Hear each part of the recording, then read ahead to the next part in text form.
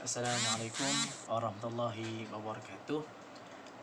Selamat bertemu kembali kepada murid-murid sekalian. Alhamdulillah. Hari ini saya akan mengajak kita untuk mengenali sejarah. Untuk tahun 4, kita guna buku teks tahun 4, unit 1 yang tajuk mengenali sejarah. Apa dia sejarah? Sejarah ini satu peristiwa yang benar-benar berlaku pada zaman dulu. Benar-benar berlaku pada zaman dulu. Okey. Beberapa tokoh sejarah telah mendefinisikan pengertian sejarah.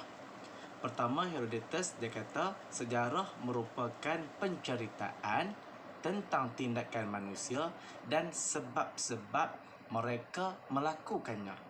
Kemudian Ibn Khaldun, salah seorang sejarawan ataupun tokoh ilmuwan Islam, memberi definisi sejarah iaitu membicarakan peradaban manusia dan perubahan yang berlaku. Kemudian Tan Sri Dr. Ko Kek Kim, dia sebut sejarah itu merujuk peristiwa yang pernah atau sudah berlaku. Manakala Dr. Muhammad Yusuf bin Ibrahim memberi definisi sejarah merupakan catatan atau rekod sesuatu peristiwa yang berlaku pada masa yang lalu. Okey. Maknanya sejarah ni melibatkan tindakan manusia, perubahan dan catatan sesuatu peristiwa yang berlaku pada masa dulu. Oleh itu, sejarah memberikan iktibar dan tauladan untuk kehidupan manusia. Okey. Kita masuk perbincangan yang kedua, iaitu sumber sejarah. Sumber sejarah ada dua. Sumber pertama atau lebih dikenali sebagai sumber primer, dan yang kedua ialah sumber sekunder. Sumber primer ni ialah sumber yang berbentuk asal. Sumber yang berbentuk asal dan belum diolah. Contoh sumber primer ialah fosil, manuskrip, dokumen rasmi, artifak, itu, dan monumen. Setengahnya disebut monumen. Okey. Seperti kepada artifak. Apa dia artifak? Artifak ni ialah hasil ciptaan manusia seperti alat batu, tembikar, senjata dan duit shilling. Okey, saya nak tunjuk contoh. Ini sebahagian daripada contoh artifak yang saya ada. Contohnya ialah pitih Palembang. Pitih Palembang. Kemudian saya ada lagi mana ya?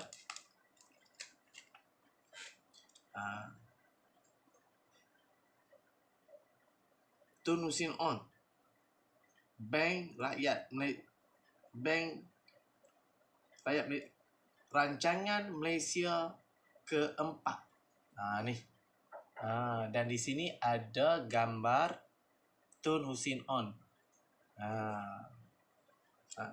Ini ialah artifak untuk bentuk duit shilling. Ada lagi. Contoh lagi. Sekejap ya.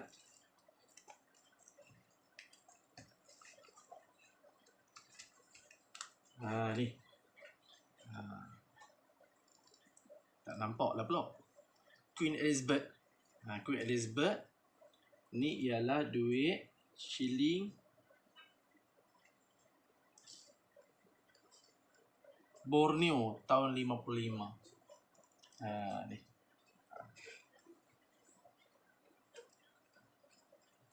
Ni artifak. Duit-duit lama ni. Duit-duit lama.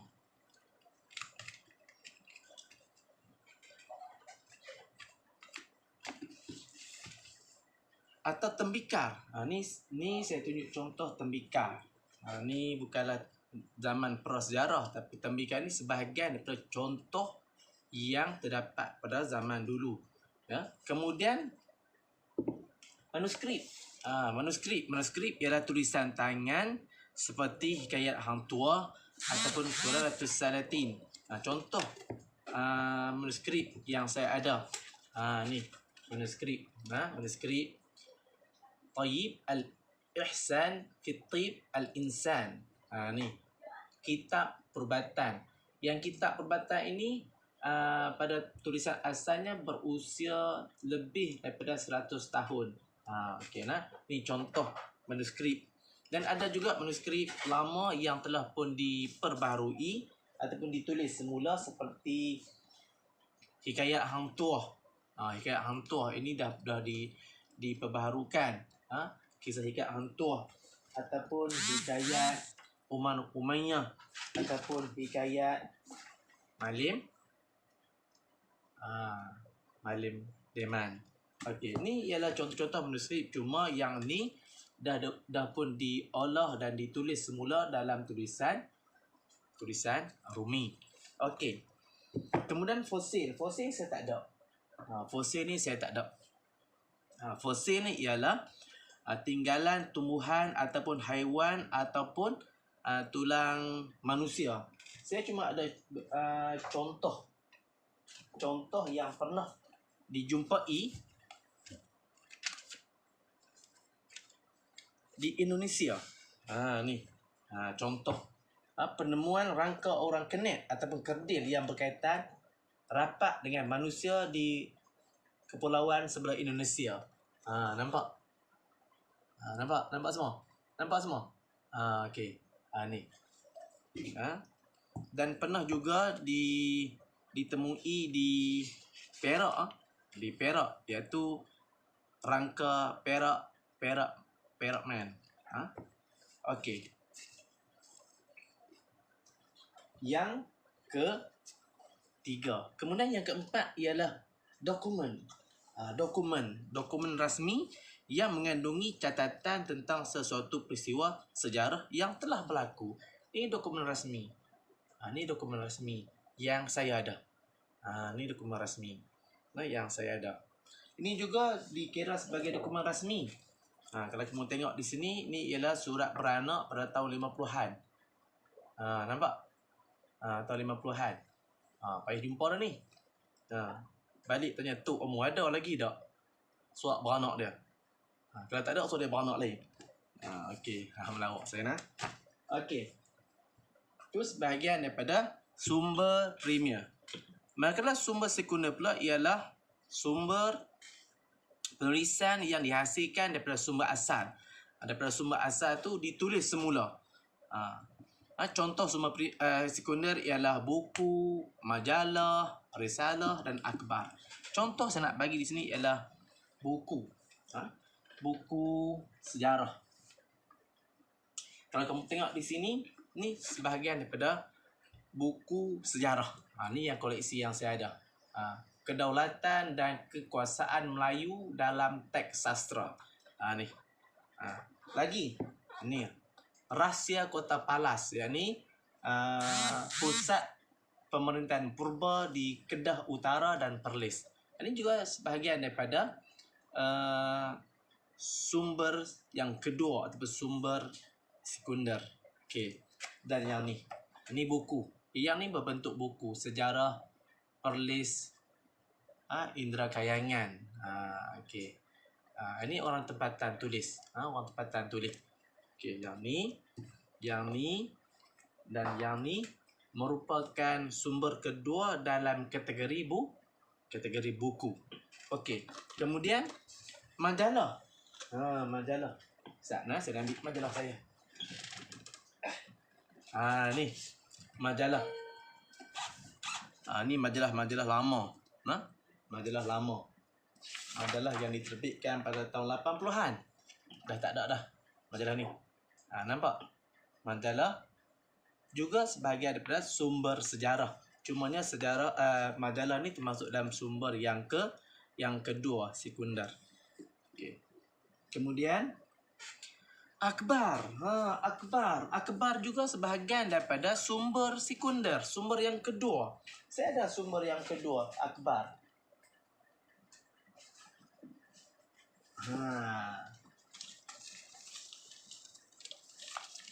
Nampak? Sama macam dalam buku teks kamu tu.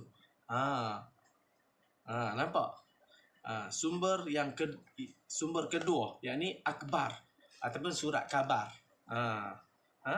Ni sumber yang kedua ataupun sumber sekunder. Yang ni juga sumber yang kedua. Sumber yang kedua. Nampak? Tenggelam muka saya dah ni. Nampak? Ni sumber yang kedua, sumber sejarah. Ni diterbitkan pada tahun 95 ni. Majalah cuma dia sebagai kita kata reprint. Kemudian selain pada tu, risalah juga termasuk dalam kategori sumber sekunder. Seperti risalah-risalah yang ada. Nampak? Ni risalah. Risalah. Minta maaf, mungkin kamu tak nampak ni. Satu, ni risalah. Ni pun risalah. Yang ni pun risalah. Yang ni pun risalah. Yang ni juga risalah. Semua ni ialah sumber sekunder, sumber yang kedua, yang kita boleh dapatkan fakta-fakta sejarah. Kemudian ada lagi. Contoh lagi ni, supaya kamu faham. Risalah. Okey. Yang ni. Ni juga ada maklumat tentang sejarah. Pelantikan, pemasyhuran, pentabalan Seri Paduka Baginda Yang di-Pertuan Agong Sultan apa ni? Sultan Abdul Halim. Nampak? Ni risalah. Kemudian ada lagi sumber-sumber sekunder ni. Kalau kamu tengok dalam beberapa buku-buku lain, dia sebut juga sumber-sumber yang kedua berkaitan dengan sejarah. Sumber sekunder. Selain itu ialah kita mendapatkan juga peta. Peta. Nampak? Peta juga sebagai sumber sekunder ataupun sumber yang kedua untuk dapatkan maklumat tentang sejarah. Peta. Inilah sebahagian daripada contoh-contoh sumber sejarah. Yang pertama iaitu sumber primer. Ada 4 dalam buku teks kamu: fosil, artefak, manuskrip dan dokumen rasmi.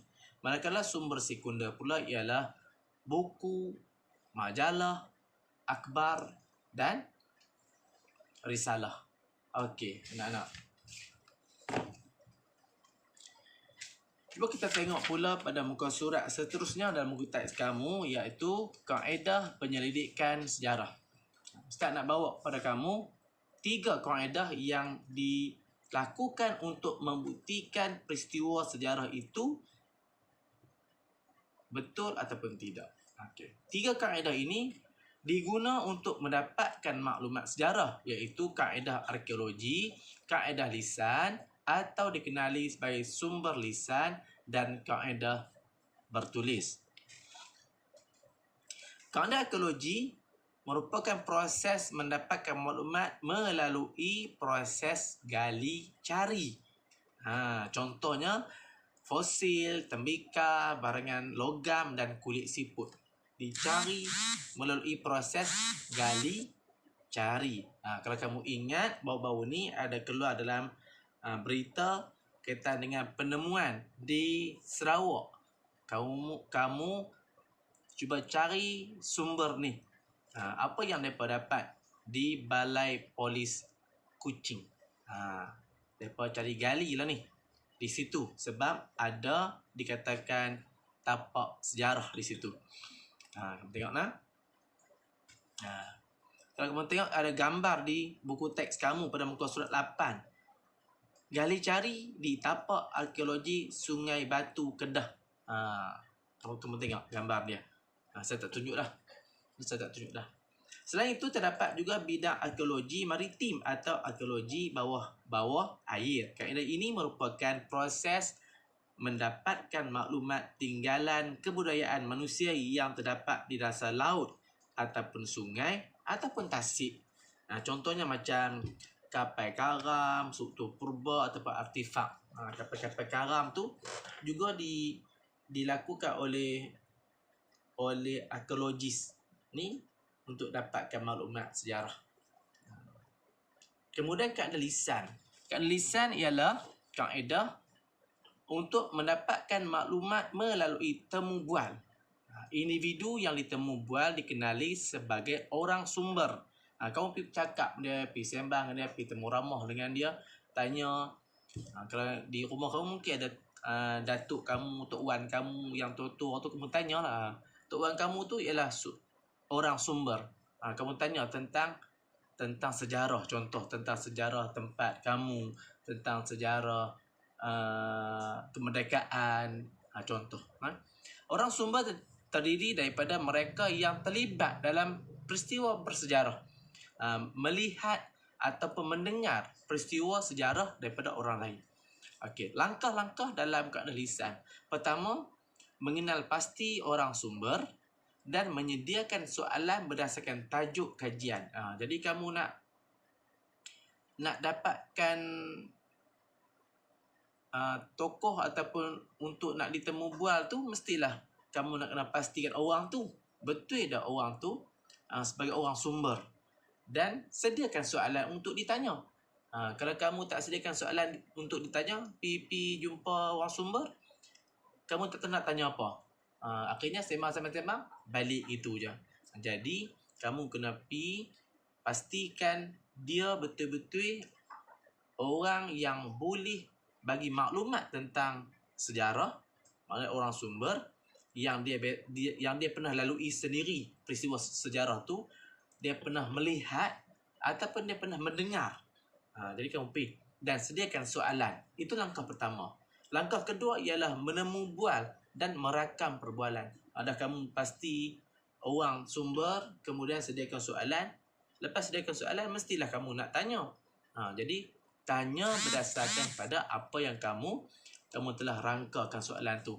Soalan tambahan boleh? Ya, dibolehkan. Kamu tanyalah apa-apa pun yang kamu sedia soalan tu berdasarkan kepada topik yang kamu nak tanya. Tanya, rakam perbualan tu, sama kamu merekodkan perbualan tu dengan menggunakan handset, telefon, ataupun kamu menggunakan menulis jawapan-jawapan yang dibagi oleh tokoh berkenaan. Kemudian langkah ketiga, menyalin rakaman, menyimpan data perbualan yang kamu buat tadi dan membuat penulisan. Ini yang ketiga. Kamu salin rakaman tu, yang kamu buat rakaman mungkin melalui telefon pintar kamu. Kemudian kamu menyimpan data-data perbualan yang kamu dengan orang sumber tadi. Dan yang ketiga ialah membuat penulisan berdasarkan kepada apa yang kamu dapat, dapatan kamu melalui orang sumber tadi. Faham tak? Okey, yang ketiga. Yang ketiga ialah kaedah bertulis.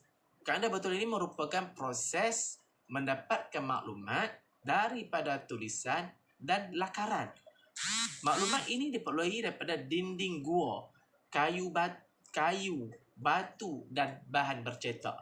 Sebab tu dia sebut di sini kaedah proses mendapatkan maklumat daripada tulisan dan lakaran. Kalau di dinding gua, kebanyakannya ialah melalui lakaran, bukan tulisan. Lakaran. Kamu tengok dalam buku teks kamu pada muka surat 9, lukisan pada dinding gua Tambun di negeri Perak. Perak ni terkenal juga dengan kewujudan kerajaan Melayu awal, termasuklah Berwas. Berwas tu salah satu daripada kerajaan Melayu awal yang pernah wujud di sezaman dengan wujudnya kerajaan Melayu Melaka pada abad yang ke-15. Okey. Langkah-langkah dalam kaedah bertulis. Langkah pertama, mengenal pasti sumber sejarah yang tepat. Kita nak pergi buat kajian ni. Tengok, pastikan dia tu betul-betul sumber sejarah. Yang kedua, mengumpulkan sumber sejarah. bila kita kenal pasti, kita kumpul semua sumber tu. Di mana tempat dia, macam mana. Dan yang ketiga, menafsir maklumat dalam sumber. Kita tengok macam lukisan-lukisan di dinding gua, kita mungkin tak boleh baca, tapi ada orang yang boleh membaca melalui lukisan-lukisan dalam di dinding-dinding gua tu. Dan yang keempat ialah membuat penulisan hasil daripada pentafsiran maklumat dalam sumber yang kamu buat tadi. Okey. Jadi pengkaji boleh memilih mana-mana kaedah yang sesuai untuk mengkaji peristiwa sejarah. Jadi dia boleh guna mana-mana kaedah, sama ada kaedah arkeologi ataupun kaedah lisan ataupun kaedah bertulis, untuk dia mendapatkan maklumat berkaitan dengan sejarah. Faham? Jadi kaedah yang terdapat dalam pendidikan sejarah ni, dia memberi ruang untuk pengkaji menghasilkan penulisan sejarah yang sangat berkualiti. Contoh macam saya tunjukkan tadi ialah buku Rahsia Kota Palas. Ini kajian-kajian yang telah pun dibuat dengan menggunakan kaedah-kaedah tertentu yang saya sebutkan tadi, sehingga menghasilkan sebuah buku, yakni Rahsia Kota Palas. Ini pun disebut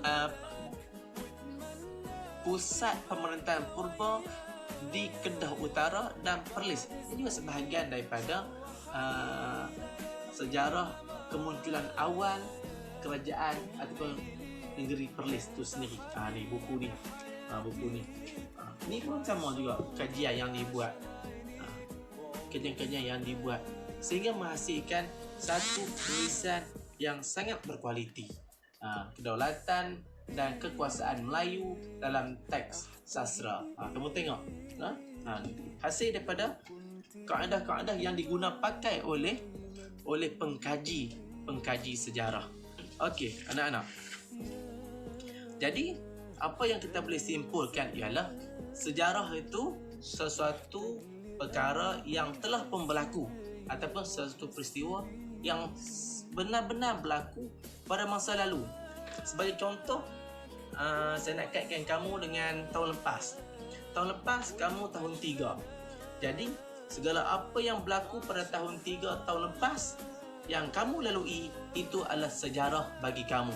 Termasuklah dengan kelas online, dengan berlakunya COVID-19, belajar di rumah, guna maya belajar, itu ialah sejarah kepada kamu di tahun 3. Segala apa yang berlaku di tahun 3 pada tahun lepas, itu adalah sejarah. Maknanya sejarah ialah peristiwa yang benar-benar berlaku pada masa lalu. Dan beberapa tokoh telah mendefinisikan pengertian sejarah. Nanti kamu boleh buat ulang kaji dalam buku teks kamu. Dan saya ulang lagi sekali, kita dengan sumber sejarah ada 2, sumber primer dan sumber sekunder. Sumber primer ialah fosil, artefak, manuskrip dan dokumen rasmi. Kemudian sumber sekunder ialah buku, majalah, akhbar dan risalah. Itu sebahagian daripada sumber sekunder. Maknanya 2 sumber ini digunakan pakai untuk mendapatkan maklumat sejarah. Dan yang seterusnya, yang terakhir ialah kaedah penyelidikan, kaedah arkeologi, kaedah lisan dan kaedah bertulis. Moga berjumpa lagi. Sekian daripada saya. Assalamualaikum warahmatullahi wabarakatuh.